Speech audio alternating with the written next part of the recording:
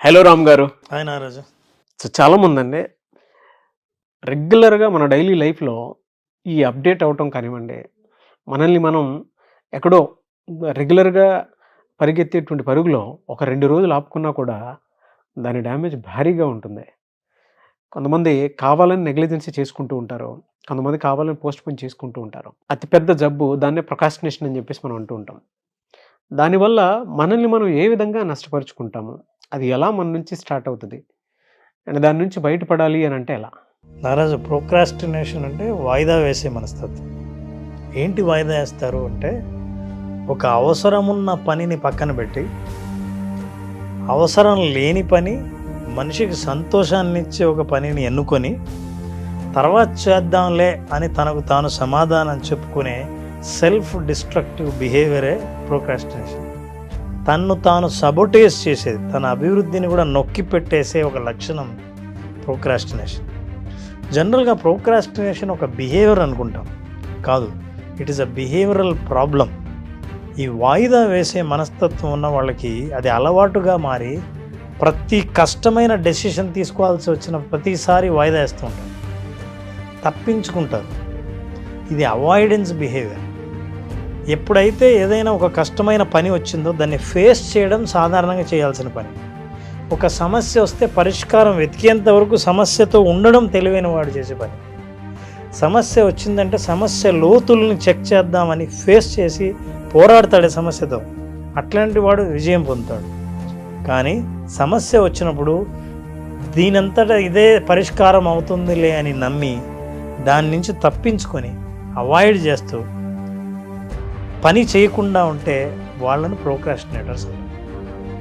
ఈ ప్రోక్రాస్టినేటింగ్ అలవాటుగా మారితే, అది వ్యసనంగా మారితే, చివరికి జీవితంలో ఏ డెసిషన్స్ తీసుకోకుండా ఆగిపోతే అప్పుడు లైఫ్లో పతనావస్థ అంటే ఎట్లుంటుందో మనిషి చూస్తాడు. తనకు తెలియదు వాయిదా వేస్తున్నాను, ఎందుకంటే రోజులో 10 పనులు ఉంటే 4 పనులు వాయిదా వేస్తాడు, 6 పనులు చేస్తుంటాడు. కానీ ఆ రోజులో చేయవలసిన పనులు ఆ 4 ఉంటాయి. తను ఏమనుకుంటాడంటే, నేను మిగతా 6 పనులు చేశాను కదా, 4 పనులే వాయిదా వేశాను కదా అంటాడు. అంటే జీవితంలో అభివృద్ధికి అవసరమైన అత్యంత ముఖ్యమైన పనుల్ని వాయిదా వేసి తర్వాత చేద్దాంలే అని తప్పించుకునే మనస్తత్వం ఉంటే వాళ్ళు ఈ అవస్థ చేరుకుంటారు. అసలు ఎందుకు ఇలా చేస్తారు, వీటికి కారణం ఏంటి అని గమనిస్తే మనం వాళ్ళ క్యారెక్టరిస్టిక్స్ ఎట్లుంటాయి. వీళ్ళు ఏంటంటే, ముందుగా ప్రతిదీ వాయిదా వేసేటవాళ్ళకి టైం మేనేజ్మెంట్ చాలా పూర్గా ఉంటుంది. వాళ్ళకి ఏ టైంకి ఏం చేయాలి, ఇది పూర్తి చేయాలి, ఇది అయిపోయిన తర్వాత ఇది చేయాలన్న ప్లానింగ్ లైఫ్లో ఉండదు. ఉండకపోవడం వల్ల ఇది నాకు లేదు అని ఒప్పుకోబోయి, ఇది ఇప్పుడు కాదు నిర్ణయం తీసుకోవాల్సింది తర్వాత అని తనకు తాను సమాధానం చెప్పుకుంటాడు. ఇది నేను కరెక్ట్, ఇది అవసరం లేదు అని. చాలా అవసరం ఉంటుంది. సో ఇలా ఒకటి ఈ లక్షణం ఇట్లా చూపిస్తుంటాడు. రెండవది ఇనాక్షన్, అంటే దేని మీద చర్య తీసుకోకపోవడం. అంటే ఏదైనా యాక్షన్ తీసుకుంటే పనులు ముందుకు అవుతాయి. ఏదైనా ఒక పని చేస్తే అంతకుముందు కానిది కనీసం కొంతైనా ముందుకు జరుగుతుంది. కానీ పని చేయడు. పని చేయకపోగా అదే ఇనాక్షన్ అంటే, పని చేయని జడత్వం. ఆ జడత్వంలో ఉండిపోయి ఆ మనిషి ఆ లక్షణాన్ని డెవలప్ చేసుకుని ఇప్పుడు వాయిదా వేయడం మొదలు పెడతాడు. మీరు ఎవరైనా సరే అడిగితే ఏమి పని చేయలేదంటే ఎప్పుడు చేయాలనుకున్నాడో ఒక అబద్ధం చెప్తాడు. లక్షణాలు వీళ్ళన్నీ. పోస్ట్ పోన్ చేసేవాళ్ళు ప్రోక్రాస్టినేటర్స్ లక్షణాలు ఇలాగే ఉంటాయి. తర్వాత వీళ్ళకు ఎక్స్క్యూజెస్ ఇవ్వడం, బ్లేమ్ చేయడం కూడా అలవాటు. ఇది వీళ్ళ వల్లే ఇలా అయింది, వీళ్ళు లేకపోతే నేను ఇలా చేసేవాడిని, నేను ఎందుకు వాయిదా వేస్తున్నానంటే ఫలానోళ్ళు కారణం అని అట్లా వాయిదా వేయడం, బ్లేమ్ చేయడం, ఎవరినైనా ఎక్స్క్యూజెస్, కారణాలు చెప్పడము. ఈ కారణాల్లో ఎవరో ఒకరు ఉంటారు, తను ఉండడు. పరిస్థితులు కారణమవుతాయి, వ్యక్తులు కారణమవుతారు, సమయం కారణమవుతుంది. ఇట్లాంటి కారణాలన్నీ చెప్పి తప్పించుకుంటారు. ఇట్లాంటి లక్షణాలు ఉన్న వాళ్ళందరూ ప్రోక్రాస్టినేట్ చేస్తుంటారు. పైగా last and most important, complaining nature వాళ్ళ అభివృద్ధి మీద. నేను ముందుకే వెళ్ళట్లేదు, అనుకున్న పనులు ఏవవ్వట్లేదు, ఇది అనుకున్నా ఎందుకో, ఎప్పుడు అనుకున్నా అది అవ్వదు అని ఎప్పుడు కంప్లైంట్ చేస్తుంటారు వాళ్ళ లైఫ్ మీద. ఇట్లా కంప్లైంట్ చేయడం వల్ల వీళ్ళకి ఒక ప్రయోజనం ఉంది. ఎదుటి వాళ్ళు ఏమనుకుంటారంటే, పాపం చాలా డెవలప్ అవ్వాలనుకుంటున్నాడు కానీ అవ్వలేకపోతున్నాడు అని అనిపించినప్పుడు అవతల వాళ్ళు వీళ్ళని తప్పు పట్టరుగా. అట్లా తప్పు పట్టనప్పుడు తను తప్పించుకుని తిరుగుతాడే, అది ప్రోక్రాస్టినేషన్ బిహేవియర్. ఈ ప్రోక్రాస్టినేషన్ బిహేవియర్ వల్ల లైఫ్ ఎట్లా ఉంటుందంటే ఒక్క రోజుగా పతనం అవ్వదు. ఎవ్రీ డే మనం బటర్ఫ్లై ఎఫెక్ట్ అంటాం చూసా, అట్లాంటి బటర్ఫ్లై ఎఫెక్ట్ దీని మీద ఉంటుంది.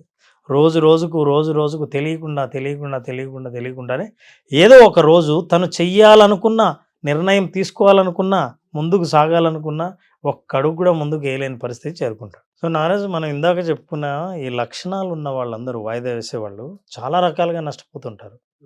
ఉదాహరణకు చూడండి, ఒక్కొక్కసారి కొన్ని ఇంపార్టెంట్ పనులు మన ఆరోగ్యానికి సంబంధించినవి, మన సేఫ్టీకి సంబంధించినవి మనం వాయిదా వేస్తాం. కానీ ఏదో ఒక రోజు వాయిదా వేసి ఏదో ఒక్క రోజు చేద్దాం అనుకున్న ముందు రోజే జరగకూడనిది జరుగుతుంది. ఉదాహరణకి ఎన్నిసార్లు మనం వాయిదా వేయం, బండి సర్వీస్ కావచ్చు, బండిలో ప్రాబ్లం ఉందని తెలిసి ఇది సర్వీస్కి ఇవ్వాలని తెలిసి పని జరుగుతోంది కదా అని ఆ పనిని అట్లే జరిపించుకొని మన బద్ధకంతో ఆలస్యం చేస్తే జరగకూడని ప్రమాదం ఆ రోజే జరగచ్చు. ఏ ఇన్సూరెన్స్నో నువ్వు మళ్ళీ రెన్యువల్ చేయవలసిన ఇన్సూరెన్సు ఆఖరి రోజు, అందుకే వాళ్ళు ఏం చెప్తారంటే రాత్రి 12 దాకా ఈ ఇన్సూరెన్సు యాక్టివ్గా ఉంటుంది అని అంటారు. ఏమాత్రం పొరపాటున ఒక్కరోజు అటు జరిగినా సరే మీరు ఇన్సూరెన్స్ని కోల్పోయిన వాళ్ళు అవుతారు. ఆఖరి నిమిషం వరకు పని చేయని వాళ్ళు ఎంత ఇబ్బంది పడుతుంటారు. ఉదాహరణకి సుబ్రావ్ ఉన్నాడు. సుబ్రావ్ ఏం చేశాడంటే ఆఫీసులో ఎప్పుడు నీకు ప్రమోషన్ కావాలన్నా, డెవలప్ కావాలన్నా ఏవో ఒక స్కిల్స్ డెవలప్ చేసుకుంటూ ఉండాలి. అయితే పబ్లిక్ స్పీకింగ్ స్కిల్స్ ఎలా ఉన్నాయని వాళ్ళందరూ సుబ్రావ్ని వచ్చి ఒక్కొక్కరిని టెస్ట్ చేస్తున్నారు డిపార్ట్మెంట్లో. సుబ్రావ్ ఏం చేశాడు, ఇప్పుడు పబ్లిక్ స్పీకింగ్ స్కిల్స్ మనకి చాలా పూర్గా ఉన్నాయి, లేచి నిలబడి చెప్తే అందరు నవ్వుతారు అని ప్రతిసారి సెలవు పెట్టేవాడు. ఇవాళ పబ్లిక్ స్పీకింగ్ స్కిల్స్ టెస్ట్ ఉంది అని అంటే ఆ రోజు సెలవు పెట్టేవాడు, అంటే వాయిదా వేసేవాడు. పర్లేదులే మనకు పబ్లిక్ స్పీకింగ్ ఏం అవసరం లేదని. చివరికి సంవత్సరం ఎండింగ్లో పర్ఫార్మెన్స్ అప్రైజల్ రోజు ఎవరెవరు ఎంత పర్ఫామ్ చేశారని, సుబ్రావ్ బాగా పనిచేశాడు, ఇప్పుడు స్కిల్స్ ఎన్ని డెవలప్ చేసుకున్నాడో చూద్దామని సడన్గా ఈరోజే పబ్లిక్ స్పీకింగ్ స్కిల్స్ అన్నారు. ఇన్ని రోజు అటెండ్ కాని వ్యక్తి ఆ ఒక్కరోజు వచ్చి పర్ఫామ్ చేయాలంటే చేయలేడు, ఫెయిల్ అయ్యాడు. అప్పుడు సుబ్రావ్ అయిపోయిన తర్వాత మిగతా వాళ్ళని కలిస్తే వాళ్ళు అన్నారు, ప్రతిరోజు మేము రెగ్యులర్గా ఆఫీస్కి వచ్చి మాకు భయమే, కానీ నేర్చుకోవాలన్న కోరిక ఆ భయాన్ని ఎదుర్కొనేలా చేసింది. నువ్వేం చేసావు, నీ భయాన్ని తప్పించుకోవడం కోసం నువ్వు సెలవు పెట్టావు, ఇప్పుడు అనుభవించు. అది సుబ్రావ్ పరిస్థితి. ఇంట్లో కూడా చాలా అవసరాలు, పిల్లలు తల్లిదండ్రులను అడుగుతూ ఉంటారు, నాన్న నీ టైం కావాలి అని. చాలా బిజీ, ఎంత బిజీ అంటే దేనికి టైం లేదు. ఫ్రెండ్స్కి టైం ఇవ్వచ్చు, బయటికి టైం ఇవ్వచ్చు, షికారుకు టైం ఇస్తాడు, అందరికీ టైం ఇస్తాడు, కానీ ఫ్యామిలీ మెంబర్స్కి మాత్రం టైం ఇవ్వడు. ఏదో ఒక రోజు ఓ వ్యక్తి ఎక్కడో ఇంట్లో అందరికీ చెప్పాడు, ఏదైనా సరే మనిషి డెవలప్ అవ్వాలంటే ఇతరులకు అందరికీ చెప్పే మనిషి టైం ఇంట్లో ఇవ్వకుండా, టైం ఇస్తే ఇంట్లో ఎంత బాగుంటారో అని బయట అందరికీ చెప్తూ ఇంటికి వచ్చేసరికి వాళ్ళ ఆవిడ ఒక లెటర్ పెట్టిందంట, సారీ నేను మీతో గడపలేకపోతున్నాను, మీరు ఎప్పుడు నాకు టైం ఇవ్వలేదు, వదిలి వెళ్ళిపోతున్నాను. అసలు ఈ విషయం రియలైజ్ అయ్యేలోగా వాళ్ళ ఆవిడ వదిలి వెళ్ళిపోయింది. మనకు తెలియకుండా నష్టాలు. Slipper shot answer Ram sir. నిజంగా మీరు చెప్పినటువంటి అనాలిసిస్ అంటే జనరల్గా మనకు తెలియకుండానండి మన లైఫ్లో చాలా రకాల నెగ్లిజెన్సీస్ మనం చేస్తూ ఉంటాం. ఫర్ ఎగ్జాంపుల్ ఈవెన్ మనం వైఫ్ అండ్ హస్బెండ్లో కూడా కొన్నిసార్లు చూస్తూ ఉంటాం, తెలియకుండానే ఇప్పుడు వైఫ్ సైడ్ నుంచో లేదా హస్బెండ్ సైడ్ నుంచో రిలేషన్స్ ఎవరైనా వచ్చారు అనుకోండి, వాళ్ళని ఒకలాగాను ఇంకొకలాగాను ట్రీట్ చేస్తాము. కొంతమంది అయితే నెగ్లిజెన్సీ తోటి ఆపేసి ముందుకు వెళ్ళిపోతూ ఉంటారు. అంటే రిలేషన్షిప్లో అంత ఇదిగా ఉంటుంది.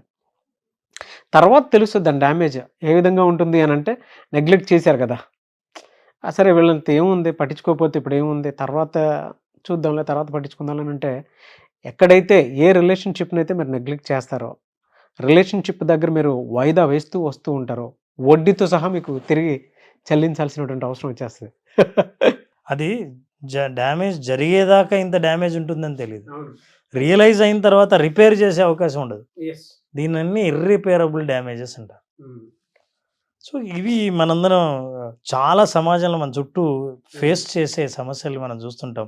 అంటే సోషల్ లైఫ్లో, పర్సనల్ లైఫ్లో, ప్రొఫెషనల్ లైఫ్లో ఎలా దెబ్బతింటా ఉన్నది. సో వాయిదా వేసే మనస్తత్వం వల్ల వచ్చే అతిపెద్ద ఇబ్బందులు లైఫ్లో కనిపించవు, కానీ ఒక్కసారి తగిలితే పెద్ద డ్యామేజ్ అవుతుంది.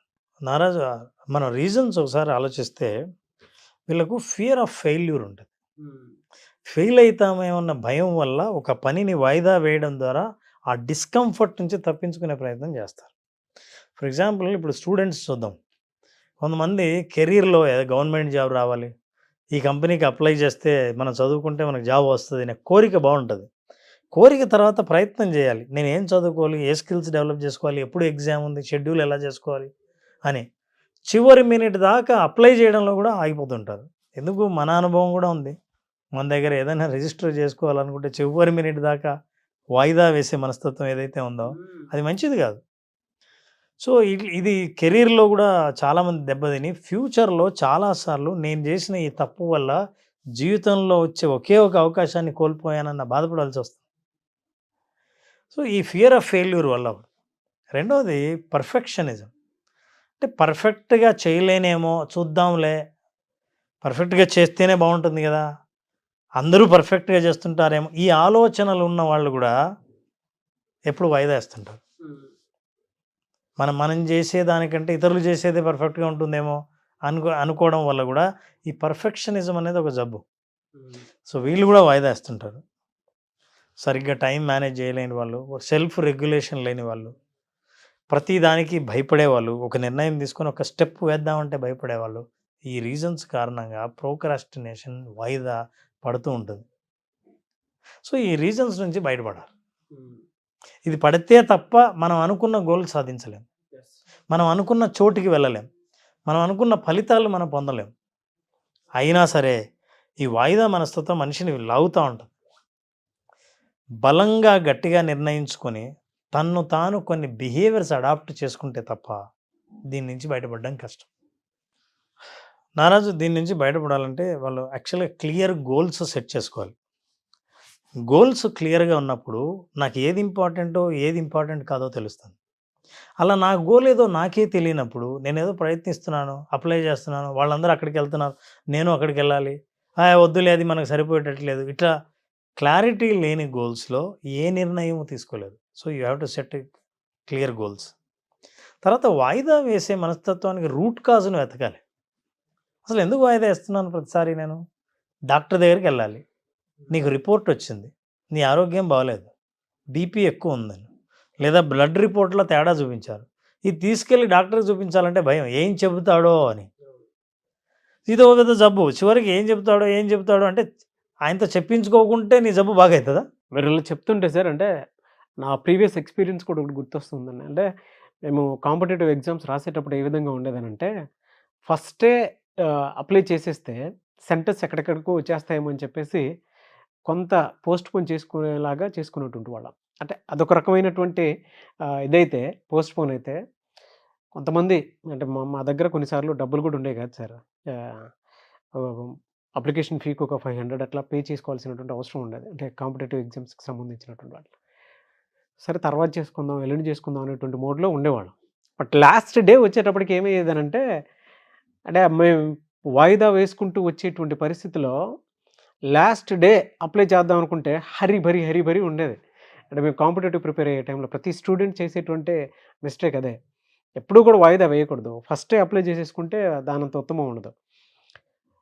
ఆ రోజుకి ఏమయ్యేదంటే ఆన్లైన్లో అప్లోడ్ చేసేసి డీటెయిల్స్ అన్నీ ఇచ్చేసి అప్లోడ్ చేద్దాం అనుకుంటే సిగ్నేచర్ స్కాన్ అవ్వకో, ఫోటో అప్లోడ్ అవ్వకో, లేదంటే కొన్నిసార్లు తెలియకుండానే ఆ డీటెయిల్స్ అంటే పార్ట్ 1, 2, 3, 4 లాగా అలా ఉంటాయన్నమాట. అంటే స్టెప్ 1, 2, 3, 4 వాటిలో ఏదో ఒకటి ఫెయిల్ అవటము సర్వర్ ప్రాబ్లం వల్ల మళ్ళీ మేము రిటర్న్ చేసుకోవాల్సినటువంటి పరిస్థితి. అండ్ ఇందులో పెద్ద మిస్టేక్ ఏంటంటే సార్, ఒకవేళ అప్లికేషన్లో సిగ్నేచర్ కానీ ఫోటో కానీ అప్లోడ్ అవ్వలేదనుకోండి, ఇంకా ఆ ఇయర్తో ఆ ఎగ్జామ్ పోయినట్టే. మళ్ళీ దానికోసం 1 year వెయిట్ చేయాల్సినటువంటి పరిస్థితి. సో జీవితంలో మనకు వచ్చేటువంటి పరీక్షలు కానివ్వండి, ఇంకేదైనా కానివ్వండి, ఎంత ఇన్స్టెంట్గా దాని రిజల్ట్ చూసుకుంటే మంచిది. లేదంటే మళ్ళీ సంవత్సరం స్టూడెంట్ జీవితంలో ఏ విధంగా అయితే మనం చూస్తామో అటువంటి అంటే ఒక వాయిదా వల్ల సంవత్సర కాలం పాటు నష్టాన్ని మనం మోయాల్సినటువంటి పరిస్థితి వచ్చేస్తుంది. ఇంకా మళ్ళీ ఛాన్స్ ట్రై చేద్దాం అనుకుంటే కూడా అవకాశం లేదు. ప్రొకాస్టినేషన్కి సంబంధించిన టాపిక్ చెప్పేటప్పుడు సార్, ఇందాక మీకు చెప్పాను కదా! కాంపిటీటివ్ ఎగ్జామ్స్‌కి సంబంధించి ఇలా ఉండేదని చెప్పేసి. నాకు ఈ రోజుకి సార్ టాపిక్ అది కాకపోయినా సరే మెమోరీస్ అన్నీ ఒక్కసారి మీరు మాట్లాడేటప్పుడు కంటి ముందలా కనిపించాయి కాబట్టి చెప్తున్నాను. లైఫ్‌లో ఎవరికీ తెలియనటువంటి ఒక ఇన్సిడెంట్.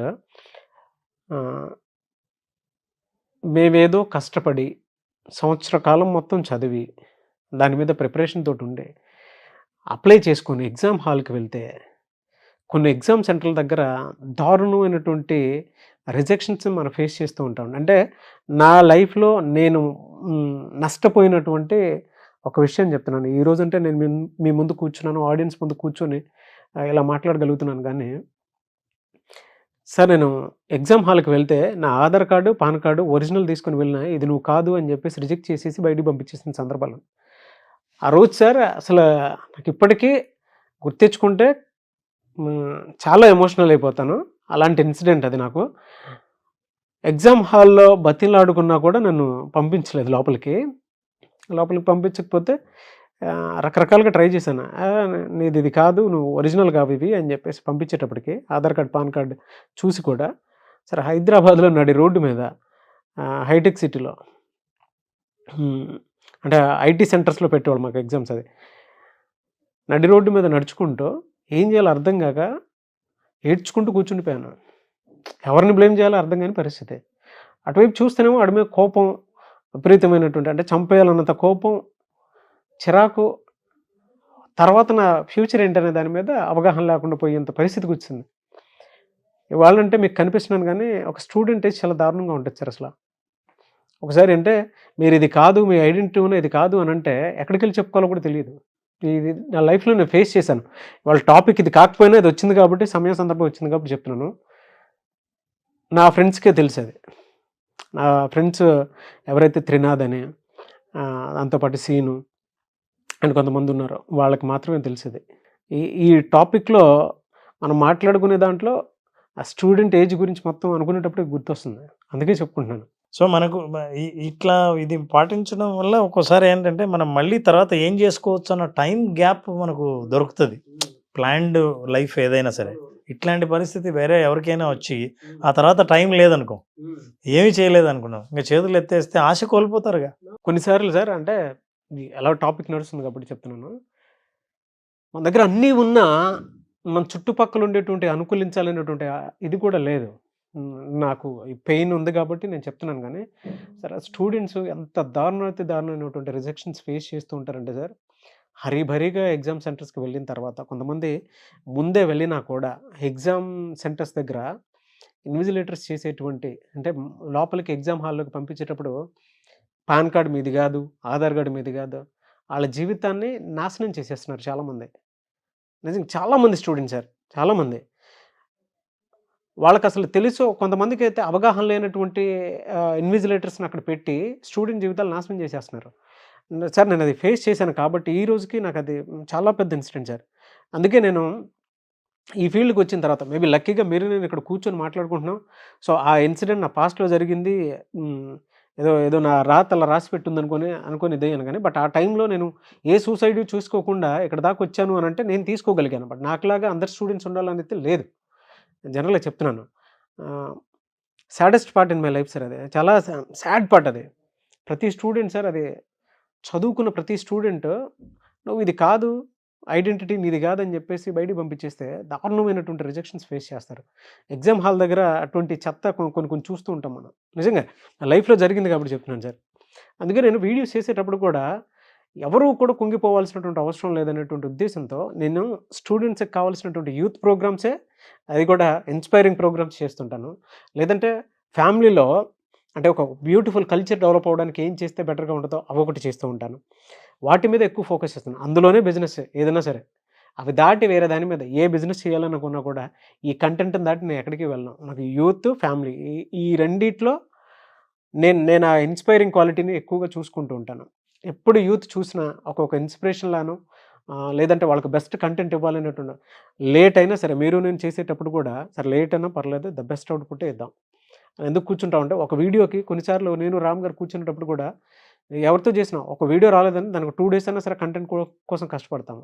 సో అంత దారుణమైనటువంటి హార్డ్ వర్క్ ఉండి మీకోసం అని చెప్పేసి అంత ఇదిగా చేస్తాను. ఎందుకంటే ఆ ఫేజ్ అంతా నేను చూసాను.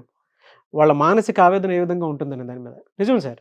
పోనీ ఇప్పుడు మంచి పరిస్థితిలో ఉన్నావు కాబట్టి ఆ. అది కేవలం జ్ఞాపకంలానే గుర్తు రావడం మంచిది. అవును సార్. మీరు చెప్పినట్టు జీవితకాలం స్కోప్ ఉన్నటువంటి ఏరియా. అందుకే చూస్ చేసుకున్నాను ఇది. అందుకే ఈరోజు స్టూడెంట్ కమ్యూనిటీ ఇబ్బందుల్ని అర్థం చేసుకొని వాళ్ళతో కనెక్ట్ కాగలుగుతున్నాం. ఆ. ఒకటి ఏంటంటే you need to have a structured schedule. అసలు మనిషికి లక్ష్యం ఉందా, గోల్ ఉందా, ఇందాక మాట్లాడుకున్నాం. అసలు ఏది ముఖ్యమైనది నీ జీవితంలో? సో ముఖ్యమైన వాటి మీద మిగతావి పక్కన పెట్టి దీని మీద నిర్ణయం తీసుకోవాలని నువ్వు ఖచ్చితంగా నిర్ణయాలు తీసుకోవాల్సి చేయడం అన్నది ఒకటి. అంటే కష్టమైన, ఇబ్బంది అయినా, డిస్కంఫర్ట్ ఉన్నా సరే దాన్ని ఫేస్ చేయాలి. సో దాంతో ఒక డెసిషన్ తీసుకుంటాం, ఒక పని చేస్తాం. పనిని ఒకసారి వాయిదా వేయచ్చు ఇతర కారణం వల్ల, కానీ వాయిదా వేయడమే అలవాటుగా మారితే మాత్రం ప్రమాదాన్ని కొని తెచ్చుకున్నట్టే. తెలుగులో ఒక పదం ఉంది నారాధ, స్వయంకృత అపరాధం అని. ఈ ప్రోక్రాస్టినేటర్స్ అందరూ ఎదుర్కొనే ఈ పదం ఏంటంటే స్వయంకృత అపరాధం. అవును సార్. అంటే ప్రొకాస్టినేషన్ అనేది అతిపెద్ద డేంజర్ అండి. అసలు పొరపాటును కూడా దేన్ని మీరు నెగ్లెక్ట్ చేయొద్దు. ఈవెన్ ఈరోజు రామ్ గారి క్లాస్ ఉందనంటే వీడియో చూసిన వెంటనే క్లాస్కి అటెండ్ అవ్వండి. దానివల్ల మీకే బెనిఫిట్ ఉంటుంది. అంటే తెలియకుండానే చాలా విషయాలు మనం నేర్చుకుంటాము. మన మైండ్ని ఆ విధంగా ట్యూన్ చేసుకుంటాము. చూసింది ఆ తర్వాత ఎప్పుడైనా అటెండ్ అవుదాం ఆ ఆలోచనలు అట్లా పెట్టుకోవద్దు. ఏదైనా మంచి జరుగుతుంది అనుకున్నప్పుడు క్విక్ రెస్పాన్స్ అనేది డెఫినెట్గా ఉండాలి. ఆ క్విక్ రెస్పాన్స్ ఎప్పుడైతే ఉంటుందో మీ లైఫ్లో మీకు తెలియకుండా ది బెస్ట్ చేంజ్ చూస్తారు మీరు. తర్వాత స్ట్రక్చర్డ్ టైం లైన్స్ ఉండాలి. ఏదైనా సరే నేను ఈ టైంలో ఇది అయిపోయి చేయాలని అనుకుంటే నేను ఏమేం చేయాలి, ఎప్పుడు ఏ కోర్స్ అయిపోయి చేయాలి, ఎప్పుడు ఏ డెసిషన్ తీసుకోవాలి, ఎప్పుడు ఏ బిల్లు కట్టాలి, ఎప్పుడు నేను డెడ్లైన్గా మార్చుకోవాలి, ఇవన్నీ ఖచ్చితంగా స్ట్రక్చర్డ్ టైం లైన్స్ నుండి ఆ టైం లైన్స్లోంచి చేయాలి. ఒకవేళ చెయ్యలేకపోయావు అనుకో, నీకు ఇబ్బంది అనుకో, take support but don't stop. ఆగిపోకు, ఇతరుల సలహా తీసుకో. ఇక ఇంకా జీవితంలో ఇంకా ముఖ్యమైనది నువ్వు మాత్రమే డెసిషన్ తీసుకోవాలి, ఇంకెవరు చేయలేరంటే టేక్ ప్రొఫెషనల్ హెల్ప్. ఇది ఎలా చేయాలి, చేస్తే ఎలా బాగుంటుంది, ఎవరు చేశారు, సక్సెస్ అయిన వాళ్ళు ఎలా చేస్తారు అని ఒక మనిషి దగ్గరుండి నీకు హెల్ప్ చేసే ప్రొఫెషనల్ హెల్ప్ తీసుకో. So that is how we can come out from procrastination. ఈ జబ్బు మన ఆరోగ్యాన్ని, మన కుటుంబాన్ని, మన జీవితాన్ని దెబ్బ తీయకముందే బయటపడాలంటే ఈ జాగ్రత్తలు పాటిస్తే ఖచ్చితంగా ఈ ప్రోక్రాస్టినేషన్కి మనం బలయ్యే ఛాన్సే లేదు. అనుకుంటూ ఉన్నా. అంటే ఇది ఇది చాలా పెద్ద టాపిక్ సార్ ఇది. దీనివల్ల జీవితాలు కూలిపోయినవి ఉన్నాయి, బాగుపడిన సందర్భాలు అయితే చాలా తక్కువ చూస్తాం అనుకోండి ఇది ఇలా చేయటం వల్ల. బట్ మీకు ఏదైనా ప్రొకాస్టినేషన్ ఎందుకు వస్తుంది అని అంటే కొంతమందికి ఫోబియా వల్ల వస్తుంది, కొంతమందికి నెగ్లిజెన్సీ వల్ల వస్తుంది. ఫోబియా కనుక ఉంది అని అంటే రామ్ గారి క్లాస్ కనుక మీరు ఇన్స్టెంట్గా ఉండి అటెండ్ అయినా కూడా మీకు డెఫినెట్గా ఒక క్లారిటీ వస్తుంది. లేదు తర్వాత ఎప్పుడైనా చూద్దాం అనుకునేటువంటి మోడ్లో ఉన్నప్పుడు మీకు తెలియకుండానేమో మీ జీవితాన్ని మీరు ఎంత నష్టం చేసుకుంటారు అని అంటే నేను చెప్తున్నాను కదా, కొన్నిసార్లు అదృష్టం బాగోక రివర్స్ తిరుగుతూ ఉంటాయి మనకి. మనం చేసేదే ప్రొకాస్టినేషన్. ఒకవేళ కొన్నిసార్లు మనం అంత పర్ఫెక్ట్గా ఉన్నా కూడా అదృష్టం రాలేదు అని అంటే నేను చెప్పాను కదా సార్, నాకు ఇప్పటికే 8 లీటర్ చేసినటువంటి పనికి విపరీతమైనటువంటి కోపం వచ్చేస్తుంది నాకు ఒక్కొక్కసారి. అంటే తీసుకోలేము. ఎలా అంటే అన్నీ ఒకే రకంగా కలిసి రావాలనే ఉద్దేశం లేదు. ఈరోజు అంటే మీరు నేను కూర్చొని మాట్లాడుకుంటున్నాం కానీ అదృష్టం బాగుండి, ఒకవేళ అదృష్టం లేదనంటే నా పరిస్థితి ఏంటి సార్ అసలు? అంటే ఇన్ని వీడియోస్ మనం చేసుకుంటూ కూర్చున్నటువంటి అవకాశం వచ్చేదా? ఆ రోజుల్లో మెంటల్లీ కొంచెం స్ట్రాంగ్గా ఉన్నాను కాబట్టి ఇదంతా మాట్లాడుకోగలుగుతున్నాను. అందరికీ అవకాశం ఉండాలని కూడా లేదు అసలు. కానీ ఏం జరిగినా మన మంచికే అన్నట్టు. అవును అవును. అప్పుడు చాలా బాధగా ఉండి ఉంటుంది, నో డౌట్ అబౌట్ ఇట్. నీ అదృష్టం కొద్దీ నీకు ఆప్షన్ ఉంది కాబట్టి ఇక్కడ కనిపించావు నారా. ఏ ఆప్షన్ లేని వాళ్ళు, ఆప్షన్ ఎత్తుక్కోవాల్సిన వాళ్ళు, నమ్మకం లేని వాళ్ళు చాలా దెబ్బతింటారు. బట్ ఈ వీడియోలో ఇన్సిడెంట్ ఎట్లాగో తెలియకుండా వచ్చింది కాబట్టి చెప్పింది సార్. నా ఫ్రెండ్స్ ఎవరైతే గౌతమ్ కానివ్వండి, త్రినాథ్ కానివ్వండి, సేను కానివ్వండి, Ravi, I'd like to say special thanks. ఎందుకంటే మనస్ఫూర్తిగా చెప్తాను, ఆ టైంలో నాతో వాళ్ళు మాత్రమే ఉన్నారు సార్. వాళ్ళు మాత్రమే ఉండే కొండంత ధైర్యం ఇచ్చారు కాబట్టి నేను ఇవాళ కూర్చొని మాట్లాడగలుగుతున్నాను. అవకాశం వచ్చింది కాబట్టి చెప్తున్నాను. నాకులాగా జరిగినటువంటి విషయాలు చాలామందికి ఉన్నాయి. చాలా లైఫ్లో ఫేస్ చేసినటువంటి వాళ్ళు మాత్రం చాలామంది ఉన్నారు. అంత ఈజీ అయితే కాదు సార్. మేము హాస్టల్లో ఉండేటప్పుడు హాస్టల్ ఫీజు కట్టుకోవడానికే డబ్బులు లేవు మాకు. మేము అంత దారుణమైనటువంటి పరిస్థితిలో ఉండేవాళ్ళం ఆ టైంలో. అంటే ఇవాళ కనిపిస్తున్నాను కాబట్టి ఇది వేరే విషయం. అలాంటిది ఒక్కొక్క ఎగ్జామ్కి బయట ఎవరో వెళ్ళనివ్వట్లేదు, ఇలా జరిగింది, మళ్ళీ 1 ఇయర్ వెయిట్ చేయాలని అంటే ఎంత దారుణమైనటువంటి పరిస్థితి. ఇంట్లో వాళ్ళని అడగలేము, ఎందుకంటే వాళ్ళకి కొడుకు ఎదిగొచ్చిన కొడుకు ఇంకా స్టడీస్లోనే ఉన్నాడు అని అంటే ఊళ్ళో అదొక రకమైనటువంటి అవమానం వాళ్ళకి. రెండోది అడగడానికి మనకు కూడా కొంచెం ఇబ్బందిగా ఉంటుంది. ఏదైనా జాబ్ ఉంటే వాళ్ళు సరే చూసుకోవచ్చు కదా అనేటువంటి మోడ్లో ఉంటాం మనం. అంటే ఇవాళ మనం కనిపించేది వేరు, గతానికి సంబంధించినటువంటి విషయాలు వేరు కాబట్టి చెప్తున్నాను సార్. బట్ మీ జీవితాన్ని అంటే ఎప్పుడు ఏ విధంగా ఉంటుందో తెలియదు, బట్ ఇన్స్టెంట్గా ఏదైనా సరే పోస్ట్పోన్ చేసుకోకుండా మాత్రం జీవితాన్ని ఇచ్చేసుకోండి. But anyways sir, thank you. ఒకసారి ఆ మెమరీలోకి వెళ్ళాల్సినటువంటి అవసరం వచ్చేలా చేశారు.